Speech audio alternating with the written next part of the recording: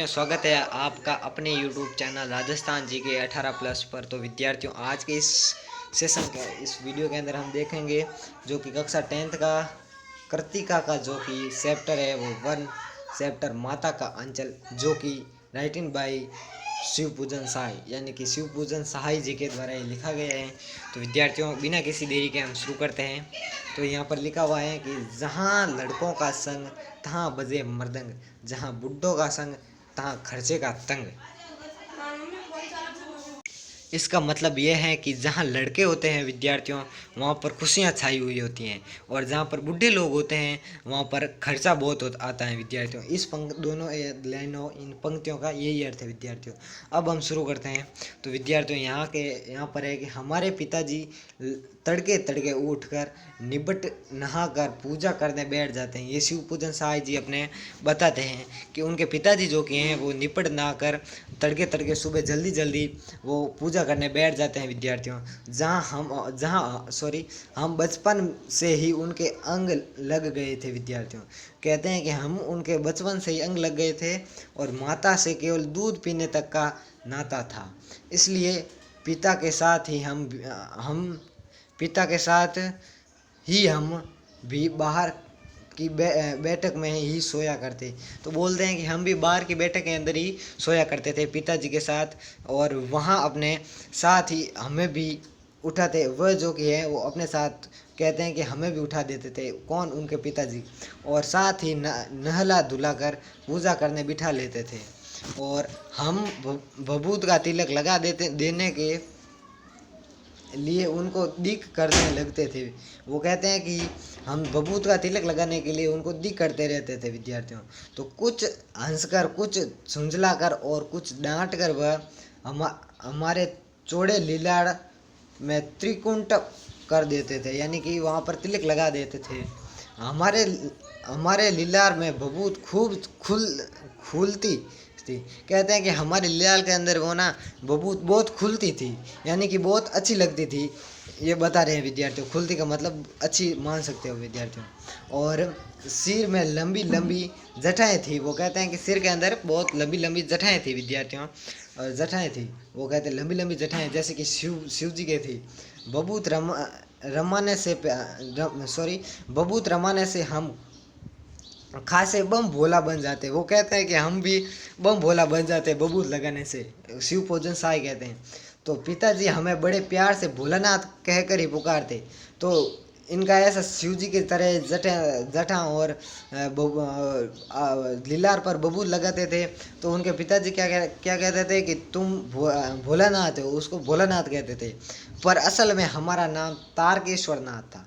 तो शिव पूजन साई जी का असली नाम क्या था? तारकेश्वर नाथ था विद्यार्थियों। तारकेश्वर नाथ था उनका असली नाम, तारकेश्वर नाथ। और हम भी उनको बाबूजी कहकर पुकारते थे और माता को माया कहते थे। वो कहते हैं कि हम पिताजी को बाबूजी कहते थे और माता को माया कहते थे। जब बाबूजी रामायण का पाठ करते तब हम उनके बगल में बैठे आईने में अपना मुंह निहारते थे। वो भी बहुत बोले तो शिव पूजन साहिब भी अपने वो खूबसूरती निहारते रहते थे विद्यार्थियों। वे बेटे जो भी उनके पिताजी हैं रामायण का पाठ करते थे, वो अपने कांच के अंदर अपना मुंह निहारते थे विद्यार्थियों। जब वह हमारी ओर देखते तब हम कुछ लजा कर और मुस्कुरा कर आईना नीचे रख देते थे। वो भी बहुत नटखट थे विद्यार्थियों। जो उनके पिता उनकी तरफ देखते थे तो वो मुस्कुरा कर आईना जो कि नीचे रख देते थे, वह भी मुस्कुरा पड़ते थे, और वे भी उनके पिताजी भी वे मुस्कुरा देते थे विद्यार्थियों। और पूजा पाठ कर चुकने के बाद वह राम राम लिखते थे विद्यार्थियों। एक डायरी आती है, उसके अंदर वो राम राम लिखते थे विद्यार्थियों। अपनी वह एक रामनामा बही होती है, उसके अंदर वो पर 1000 राम नाम लिखकर वह उसे पाठ करने की पोथी के साथ बांध कर रख देते थे। वो जो कि पाठ करने वाली पोथी के साथ वो राम राम 1000 बार लिखकर वो साथ रख देते थे विद्यार्थियों।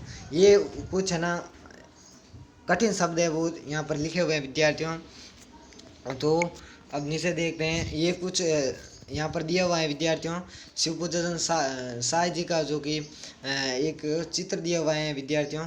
ये रहा जो कि उस आपकी पुस्तक के अंदर दिया था। और अब यहाँ से अपना शुरू होता है विद्यार्थियों कि 500 बार कागज़ के छोटे छोटे टुकड़ों पर राम राम लिखकर आटे की गोलियां में लपे लपेटते और उन गोलियों को लेकर गंगा जी की ओर चल पड़ते।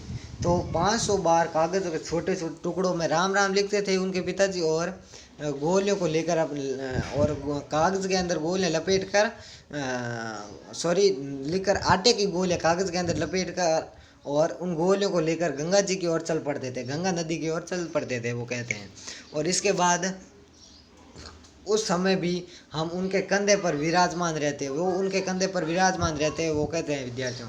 जब वह गंगा में 1 घंटे आटे की गोलियां फेंक कर मछलियों को खिलाने लगते, तब भी हम अब उनके कंधे पर ही बैठे हंसा करते। 1 मिनट विद्यार्थियों, ये कुछ अलग हो गया क्या? यहाँ पर क्या लिखा हुआ है कि फिर के बाद तो विद्यार्थियों अभी रुको ना। जब हम अपनी बनावटी चिड़ियों को 1 मिनट रुकना, मौका ही नहीं मिला था जब हम बनावटी चिड़ सॉरी विद्यार्थियों, हाँ विद्यार्थियों सही है। यहाँ पर बांध कर रख देते, फिर बांध कर रखते थे और फिर 500 बार कागज़ की, ये सही है। और हमने यहाँ तक जब हम गंगा के एक आटे गोलियां फेंक कर मछलियों को खिलाने लगते, तब भी हम उनके कंधे पर ही बैठे रहते वो कहते हैं, और हंसा करते थे विद्यार्थियों। और वह कहते हैं कि जब वो मछलियों को चारा देकर घर की ओर लौटने लगते, तब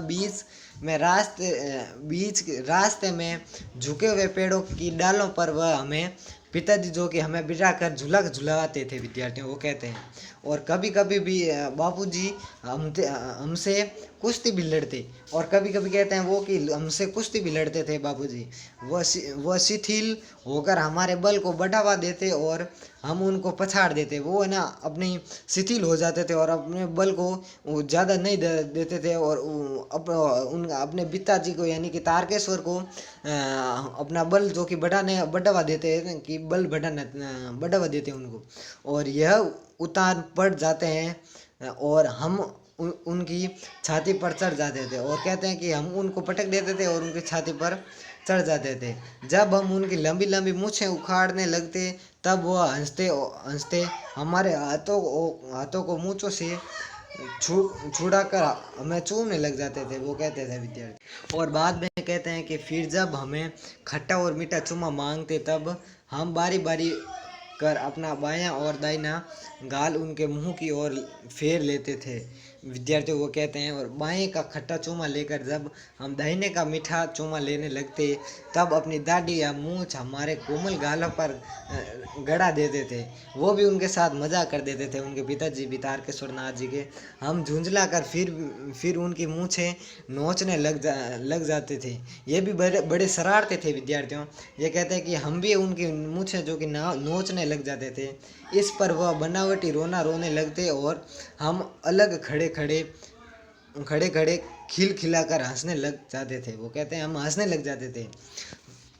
और उनके साथ हंसते हंसते जब हम घर आते, तब उनके साथ ही हम सभी भी चौक पर खाने बैठते थे। वह हमें अपने ही हाथ से फूल के एक कटोरे में गोरस और भात सान कर खिलाते थे। वो कहते थे कि गोरस और भात जो कि है वो हमें अपने हाथों से खिलाते थे। फूल एक कटोरे में गोरस और जो कि खिलाते थे, हाँ वो जो कि कटोरे के अंदर अपने हाथों से डालते थे और खिलाते थे। जब हम खाकर अफर जाते, तब यानी अफर है या अफर यहाँ पर लिखा हुआ है, माइयाँ थोड़ा और खिलाने के लिए हट करती। माँ थी उनकी जो कि और खिलाने के लिए हट करती। वह बाबूजी से कहने लगती, आप तो 4-4 दाने के कोर बच्चे के मुंह में देते जाते हैं। इसे वह थोड़ा खाने पर भी समझ लेता है। इसे वो खाने पर भी समझ लेता है कि वह बहुत खा गए। ये उनको मतलब उनकी माताजी कहती हैं उनके पिताजी को, आप खिलाने का ढंग नहीं जानते, बच्चों को भर मुंह कोर खिलाना चाहिए, उनकी माताजी कहती हैं शिवपूजन साय जी की। और ये हो गया, जानते जब खाएगा बड़े बड़े कोर तब पाएगा दुनिया में ठोर। ये दोहा लिखा हुआ है, पंक्ति एक विद्यार्थियों। और यहाँ पर लिखा हुआ है कि देखिए मैं खिलाती हूँ। वो उनकी माता कहती हैं कि मैं देखिए मैं खिलाती हूँ उसको। तो मर्दुए क्या जाने की यानी मर्दुए यानी कि अपने पति को कहती हैं उनकी माँ तारकेश्वर जी की, कि मर्दुए क्या जाने कि बच्चों को कैसे खिलाना चाहिए। और महतारी के साथ हाथ से खाने पर बच्चों का पेट भी भरता है। मैं तारी यहाँ पर है ना, माता के लिए शब्द प्रयुक्त हुआ है विद्यार्थियों। यहाँ पर लिखा इसके बाद है कि यह कह वह थाली में दही भात शांति है, शांति और अलग अलग तोता मैना कबूतर हंस और मोर आदि के बनावटी नाम के कोर बनाकर यह कहते हुए खिलाती जाती कि जल्दी खा लो नहीं तो उड़ जाएंगे। वो कहती थी कि जल्दी खा लो नहीं तो कोर उड़ जाएंगे। उनको ऐसे ही वो चिल्लाती थी, बोले अपनी भाषा में बोले तो। पर हम उन्हें इतनी जल्दी उड़ा देते थे कि उड़ने का मौका ही नहीं मिलता था। हम इतना यानी कि वो कहते थे कि हम इतना उड़ाते नहीं थे, हम इतने जल्दी खा लेते कि उड़ने का मौका नहीं देते थे, वो कहते थे विद्यार्थियों। ये ऐसे कहते थे शिवपूजन साहब। तो जब हम सब बनावटी चिड़ियों के चट कर जाते थे तब बाबूजी कहने लगते अच्छा अब तुम राजा हो जाओ खेलो। अब तुम राजा हो बाबूजी कहते, अब जब तुम जाओ खेलो। बस हम उठकर उछलने कूदने लगते थे। फिर रस्सी से बंधा हुआ काठ का घोड़ा लेकर नंग धड़ंग बाहर गली में निकल जाते थे। वो कहते थे कि हम है ना काठ का घोड़ा लेकर हम है ना जो कि नंग धड़ंग ही निकल जाते थे गली के अंदर। जब कभी मैया हमें अचानक पकड़ पाती तब हमारे लाख झपटने पर भी हम भी भी एक चुल्लू कड़वा तेल हमारे सिर पर डाल ही देती थी। उनकी माता जी कहते हैं कि चुल्लू कड़वा तेल हम उनके जो कि सिर पर डाल देते थे। हम रोने लगते और बाबूजी उस पर बिगड़ खड़े होते, पर वह हमारे सिर में तेल बोत कर हमें उबल उबट कर ही छोड़ती। वो कहते हैं हमें उबट कर ही छोड़ती। फिर हमारी नाभि और लीलार में काजल भी बिंदी लगाकर चोटी गूंथती और उसमें फूलदार लुट्ठू बांधकर रंगीन कुर्ता टोपी पहना देती थी। वो कहते हैं कि हमें ना रंगीन कपड़े पहना देते थे, टोपी पहना देती थी हमारी माता। हम खासे कन्हैया बनकर बाबूजी की गोद में सिसकते सिसकते बाहर आते थे।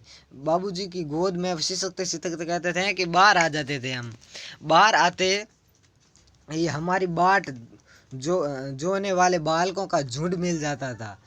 हम उन खेल के साथियों को देखते ही सिसकना भूल कर बाबूजी की गोद से उतर पड़ते और हमजोलियों के दल में मिलकर तमाशे करने लग जाते थे। बाहर आते ही ये सॉरी हाँ, वो कहते हैं कि बाहर आते ही हमारी बाट जोड़ने वाले बाल को सॉरी ये तो हमने कर लिया है। यहाँ से तमाशे भी ऐसे वैसे नहीं, तरह तरह के नाटक चबूतरे का एक कोना ही नाटक घर बनता था। एक चबूतरा, वो कहते हैं कि एक चबूतरा है जो कि नाटक घर ही बनता था विद्यार्थियों। वो कहते हैं बाबूजी जिस छोटी चौकी पर बैठकर नहाते थे वही रंगमंच बनती। उसी पर सरकंडे के खंभों पर कागज का चंदोआ तान कर मिठाइयों की दुकान लगाई जाती। उसमें चिल्लम के सोंचे पर कपड़े के थालों में ढेल के लड्डू, पतों की पूरी कचौरी, गीली मीठी की जलेबियाँ, फूटे घड़े के टुकड़ों के बतासे आदि मिठाइयाँ सजाई जाती। ठीकरों के बटखरे को और जस्ते के छोटे छोटे टुकड़ों के पैसे बनाए जाते थे और हम ही लोग खरीदार और हम ही लोग दुकानदार। बाबूजी भी दो चार गोरखपुरी पैसे खरीद लेते थे। वो कहते हैं कि बाबूजी भी हमारे साथ खेलने लग जाते थे। थोड़ी देर में मिठाई की दुकान बढ़ाकर हम लोग घरौंदा बनाते थे। धूल की मेड़ दीवार बनती और तिनकों का छप्पर, दातून के खंभे, दिया सलाई की पेटियां के किवाड़, घड़े घड़े के मुहड़े की चूल्हा चक्की, दिए की कढ़ाई और बाबूजी की पूजा वाली आचमनी कलछी बनती थी। पानी के घी धूल के पिसान और बालू की चीनी से हम लोग ज्योनार तैयार करते थे। वो कहते हैं कि हम लोग है ना ज्योनार तैयार करते थे। हम ही लोग ज्योनार करते और हम ही लोग ज्योनार बैठती थी। लोगों के ज्योनार बैठते हम ही तैयार करते और हमारी ज्योनार बैठती थी। जब पंगत बैठ जाती थी तब बाबूजी भी धीरे धीरे आकर पांत में अंत में जीवने के लिए बैठ जाते थे। उनको बैठते देखते ही हम लोग हंसकर और घरौंदा बिगाड़ कर भाग चलते थे। वह भी हंसते हंसते लोटपोट हो जाते और कहने लगते, फिर कब भोज होगा भोलानाथ। वो कहते हैं कि अब की बार कब भोज होगा भोलानाथ। तो विद्यार्थियों आज के इस वीडियो के अंदर बस इतना ही। मिलते हैं, ये तो हमारा पार्ट 1 है विद्यार्थियों। मिलते हैं पार्ट 2 के अंदर। ये तो हमारा पार्ट 1 है और मिलते हैं पार्ट 2 के अंदर, जो कि कल अपलोड कर दिया जाएगा। उसके अंदर हम इससे आगे वाला पार्ट डिस्कशन करेंगे और पार्ट 2 के अंदर हम है ना पूरा चैप्टर कर लेंगे विद्यार्थियों। तो अगर ये वीडियो विद्यार्थियों आपको पसंद आए तो इस वीडियो को लाइक करें और हमारे चैनल को सब्सक्राइब करें ऐसे वीडियो देखने के लिए। धन्यवाद।